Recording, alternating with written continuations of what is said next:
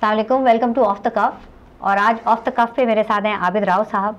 और हम लोग अभी मौसम के हालात पे कुछ तबादला ख्याल कर रहे थे कि सारे मुल्क में बड़ी शदीद सर्दी पड़ रही है। और एक और महकमा मौसमियात ने पेशगोई की है कि एक और कोल्ड फ्रंट आ रहा है अगले 1-2 रोज़ में।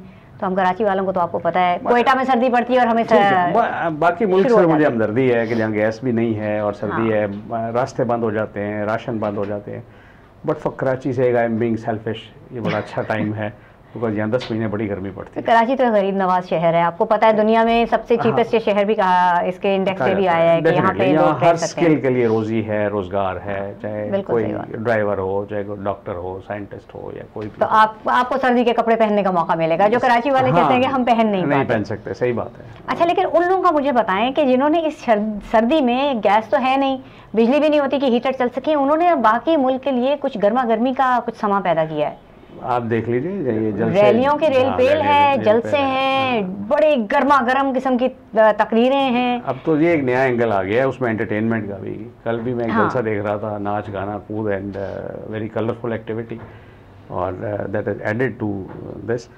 बट देखें, रैलीज़ का एक नुकसान भी है। कराची जैसे शहर में अगर आप हर संडे को, हर वीकेंड पे एक रैली रखेंगी ना, शहरी लाइफ बड़ी डिस्टर्ब होती है। वो तो होती है, देखिए वो सिर्फ कराची में नहीं है, वो हर जगह डिस्टर्ब होती है। हर जगह है। लेकिन मैं बीइंग कराचीआइट नाउ, मैं चाहता हूँ कोई ऐसा आप इलाका मुख्तस कर दें जिससे शहर की वो लाइफ डिस्टर्ब ना हो। जैसे पहले जैसे हाइड पार्क बना दें। अगर हाइड पार्क बना दें, वहाँ पे आप कर लीजिए जलसा जो करना है आपने। आप सोराब गोट से आगे कर दें हाईवे पे। यहाँ पे देखिए मजहबी त्यौहार इतने ज़्यादा होने लग गए हैं कि, और वो रैली निकलती है मेजना रोड पे, यहाँ से निकल के यहाँ ख़त्म होती है, सारी पुलिस उसको लगी होती है। शहर के जो इंतज़ामिया के लोग हैं, आई एम श्योर उनकी नींदें उड़ी होती हैं। मतलब वो आर्टीरियल रोड्स जो हैं वो बंद हो जाती हैं जिससे शहरियों को बिजनेस इफेक्ट होता है। एम्बुलेंसेज हो जाती हैं। फिर हड़ताली कल्चर और अपनी जगह कि आज ये फलां ग्रुप ने हड़ताल की हुई है, ये सड़क बंद की हुई है, ये की है, एम्बुलेंसेज में लोग मर गए हैं, दे हैव डाइड। बिल्कुल सही कह रहे हैं, वो बात तो बिल्कुल सही है। लेकिन अब जैसे मैंने कहा है कि शायद गर्मा गर्मी इसलिए पैदा की जा रही है कि बिजली गैस तो है नहीं, तो किसी और तरीके से लोगों को इन्वॉल्व रखें। एंटरटेनमेंट का पहलू तो आप वो उन कॉन्सर्ट्स को कह रहे हैं या उन, वो भी एक तरह से आपके वो खून को गर्म करने का समय है ना, वो जिस तरह के नगमे वगैरह गाए जाते हैं। And may be it's not a bad thing, क्योंकि लोग सिर्फ अगर तकरीरें सुने तो वो बहुत भारी हो जाती हैं, मिजाज पे गिरा गुजरती हैं। अच्छा, ये जलसों का सिलसिला शुरू हुआ मेरे ख्याल में अक्टूबर से, और पहले खैर PML ने किए, फिर इमरान खान ने लाहौर में किया जो कि सॉर्ट ऑफ एक बेंचमार्क बन गया एक कामयाब जलसे का। फिर कराची में भी जलसा हुआ, मुल्तान में हुए, फिर कराची ने एक्चुअली 2-3 जलसे देखे। आप कल के जलसे की बात कर रहे हैं, वो तो एक इस लिहाज से बिल्कुल एक मुख्तलिफ जलसा था, यूनिक था कि सिर्फ खवातीन के लिए था। और पहली मरतबा वाकई इतनी ज़्यादा खवातीन बाहर निकली, और चाहे आप कुछ भी कहें, it made me feel good कि वो औरतें बाहर निकली। चाहे जो भी वजह थी, उन्होंने तकरीर सुनी भी, उन्होंने अपने जज्बात का इजहार किया। कई लोग उसको क्रिटिसाइज़ कर रहे हैं कि ये इस तरीके से यहाँ पे बिल्कुल वो जैसे होता है ना कि लेट द हेयर डाउन, वो वाली बात थी। लेकिन बात यह है कि उनको वैसे मौका मिलता नहीं है।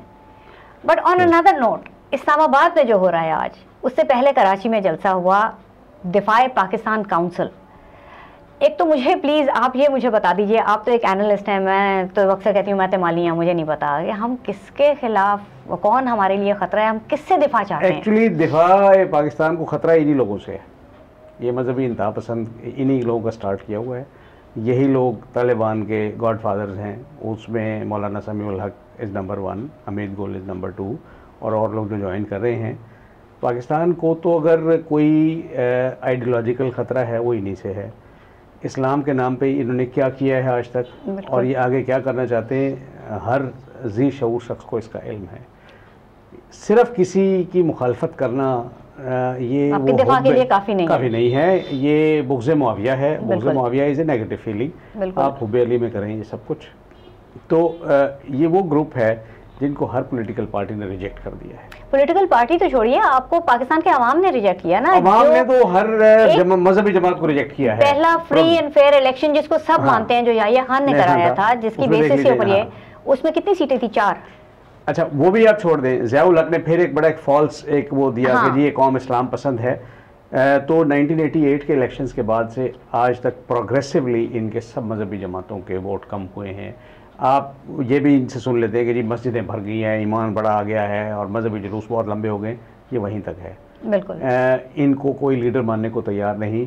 मैं तो as a student of history I will go a step ahead, मैं कहूँगा कि इन लोगों को मैंने अक्सर अपने उसमें कहा है, बिलीव किया है मैंने, ये मैं तो इनको कहने वाला कौन होता हूँ, कि अगर आपने वज़ीर आज़म बनना है ना, आप पॉलिटिकल पार्टी बनाएं, give me a choice of political mandate. अगर 28 पार्टियां इस्लाम के नाम पर रजिस्टर्ड हैं, मैं किस किस की शरीयत को मानूंगा? ये तो देखें, मुनीर कमीशन जो बना था उसमें भी इस्लाम की डेफिनेशन तो नहीं कोई दे सका था ना। उन्होंने यही कहा था कि हर एक फिरका जो है वो दूसरे को काफिर करार देता है, तो फिर हम किसके साथ इत्तेहाद करें या किसको मानें कि किसका इस्लाम? अच्छा, दूसरी बात ये कि ये मुझे समझ में नहीं आती, ये इन्होंने अभी इस वक्त आज जो इस्लामाबाद में हो रहा है उसमें एक सिंगल पॉइंट एजेंडा है इनका, जी अमेरिका की मुखालफत करें। ठीक है, आप अमेरिका की मुखालफत करें, क्या अमेरिका हमारे तमाम मसाइल की जड़ है? या आप मुझे बता दीजिए कि जो मस्जिदों पे या इमाम बारगाहों पे हमले कर रहे हैं या जो माइनॉरिटीज़ को इस मुल्क में बिल्कुल नीस्त तो नाबूद कर देना चाहते हैं, क्या वो अमेरिका के एजेंडा है? वो हर चीज़ में ये तो कह दिया जाता है, हम जैसे लोगों को जो बात करते हैं कि जी ये जो CIA, रॉ और मोसाड के एजेंट्स हैं, लेकिन कल अमेरिका यहाँ से चला जाएगा। वो तो अमेरिका खुद भी जाना चाह रहा है ना इस इलाके से, चाहे वो किसी फॉर्म में वो फंसा हुआ है लेकिन जाना चाहता है। आप मुझे बता दें, कल अगर वो अमेरिका यहाँ से जाता है, ये लोग क्या इमाम बारगाह में जाके नमाज़ पढ़ेंगे सब इकट्ठे? और उसके बाद वो सब इमाम बारगाह के लोगों को साथ लेके जाएंगे वहाँ पे मस्जिदों में नमाज़ें पढ़ेंगे एक दूसरे की मस्जिदों पे?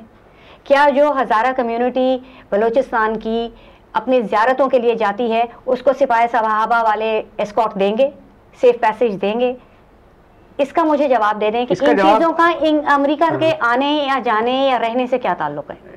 देखिए, इन्हें एक इमेजिनरी एक दुश्मन चाहिए, उसके बगैर ये एग्जिस्ट नहीं कर सकते। ये वो हवा है जो बच्चों को कहा जाता है ना, बिल्कुल जी, सोगे नहीं हवा आ जाएगा, वी विल लिविंग किया जाएगा। तो इस वक्त बाई चांस वो अमेरिका बना हुआ है। 89 तक अमेरिका से इन्होंने डॉलर कमाए हैं। इन सब को अगर आप इंडिविजुअली इनके आप चेक कीजिए, और इनके ये रिकॉर्डेड है, मतलब ये वो इल्जाम तराशी नहीं की जा रही, इसको बैक किया जा सकता है प्रूफ के साथ। उसमें ये हमारे फौजी जर्नल भी बहुत से शामिल हैं जो अब इनके साथ हैं, और अब वो चैनल जब ड्राई हुआ है तो इनको अमेरिका दुश्मन नज़र आने लग गया है, बिकॉज इनको पता है कि अमेरिका क्या करता रहा है। 89 से लेके 9/11 तक के जो वाक़यात है उसमें एब्सेंस है अमेरिका की भी और रशिया की भी। वो देख लीजिए, इन्होंने इस खत्ते में दे प्लेड हैवक, इन्होंने किस किस्म का इस्लाम यहाँ फैलाया है और इस्लाम को एज ए डिविसिव फोर्स इन्होंने इस्तेमाल किया। बिल्कुल, इस्लाम को यूनाइटिंग फोर्स नहीं इन्होंने बनाया।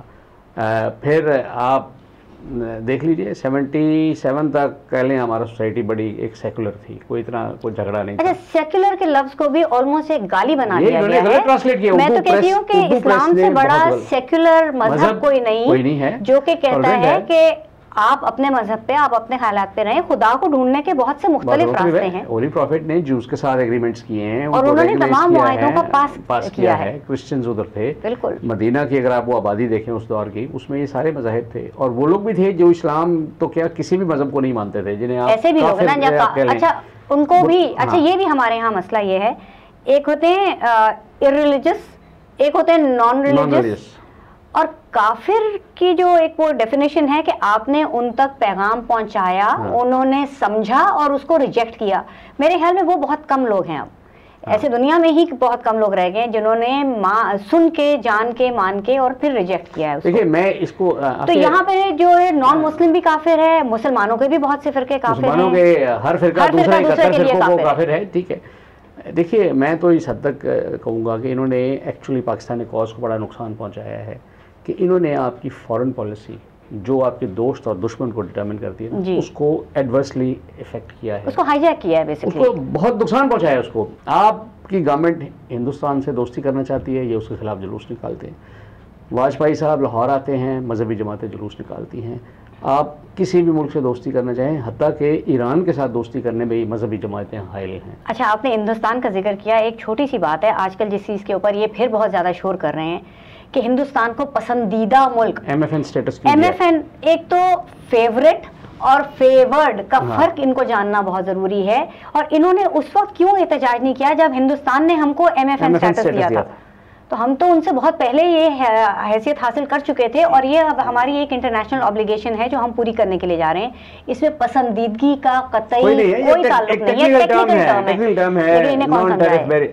नहीं, ये समझते भी होंगे तो ये जानबूझ के इसको क्योंकि इनको इशू चाहिए, इनको हवा चाहिए, इनके पास और कोई इशू नहीं है तो इनको ये इशू चाहिए। आप मुझे बता दें कोई मजहबी तहरीक कारोकारी के खिलाफ चली, विमेन राइट्स पे चली, कभी नहीं, माइनॉरिटीज़ के राइट्स पे चली, कोई मिलावट है हमारे और जो सोशल ईवल्स हैं सोसाइटी के उनके खिलाफ नहीं चली। कल एक प्रोग्राम बड़ा मज़ेदार में देख रहा था जिसमें उन्होंने ये वैलेंटाइन डे पे नुक्ता उठाया हुआ था, तो इन्होंने कहा कि जी ये मगरबी त्यौहार है। तो हसन निसार साहब थे माशाल्लाह, बहुत अच्छा बोलते हैं, उन्होंने कहा कि ठीक है मगरबी है, तो माइक्रोवेव ओवन जो आप इस्तेमाल करते हैं वो भी मगरबी है, जिस कार में बैठते हैं वो भी मगरबी है, जिस एयर कंडीशनर में आप बैठते हैं वो भी मगरबी है, तो तुम्हारा है क्या? तो अगर कोई चीज़ नहीं है तो एटलीस्ट खामोश रहें आप। अच्छा। लेकिन just to create an issue out of non issue, ये आपने ये कर दिया है। बसंत पे इन्होंने वो पाबंदियां लगवा दी हैं, वरना उसका ताल्लुक किसी इस्लामी गैर से नहीं था, वो एक रीजनल फेस्टिवल था, स्प्रिंग की खुशी है जिसमें आपकी वो फसल आपकी पक के तैयार होती है, किसान खुशी मनाता है, change over from winter to summers, किसान की खुशी जो है वो अपनी फसल से होती है, तो वो बाहर के आने की वो होती थी, उसको एक रीजनल इवेंट को रिलीजियस उस पर करके एंड दे हैव सक्सीडेड। ये कहाँ नहीं हुए। देखिए ये पिछली हुकूमत में इन्होंने पासपोर्ट कॉलम पे इस्लाम डलवाया। मुझे बताएं जब आप मुल्क से बाहर जाती है क्या मुसलमान है या गैर मुसलमान है, there are other security checks on you, ये मजहब के तो नहीं है। और वो लिखा कि आपने अचीव क्या किया मुझे बताइए, उसमें अपने डिवाइसिवनेस अचीव किए, वो आप कह रहे हैं। तो अब इसको हमें इस डिस्कशन तो बहुत लंबी है और काश हम इस पे मजीद बोल सकते, लेकिन फिलहाल हम यही कह सकते हैं कि खुदा करे कि ये गर्मा गर्मी जो है इससे ज्यादा ना बढ़े, ये जोश इनका यहीं तक रहे, मजीद हमें नुकसान ना पहुंचाए। और हमें इनसे दिफा की जरूरत, कौन है ये, मतलब हमें नेगेटिव नजरियात के सामने दिफा की जरूरत है, हमें खुद उसकी दिफा करने की जरूरत है। हमें कोई किसी काउंसिल की जरूरत नहीं है जो हमारा दिफा करे, हमें खुद अपने दिफा करने की जरूरत है। आफिया, आई बिलीव कि जो चीज़ आपको यूनाइट करे वो आपके लिए अच्छी है, जो आपको डिवाइड करे वो बुरी है इस कौम के लिए। बिल्कुल ठीक है, चाहे मजहब हो, चाहे कोई और नजरिया हो, चाहे कोई पॉलिसी हो, मतलब मजहब की इनकी इंटरप्रिटेशन जो है। एब्सोल्युटली। बहुत बहुत शुक्रिया राव साहब, थैंक यू वेरी मच। तो आप ज़रूर अपनी राय दीजिएगा, इस बहुत ज़रूरी है कि आप जो स्टेक होल्डर्स हैं इस मुल्क के, आप अपनी राय का इजहार करें, हमें बताएं कि आपके ख्याल में हमारे लिए ख़तरात क्या हैं और हम उनके खिलाफ अपना दिफा कैसे करें। बहुत बहुत शुक्रिया।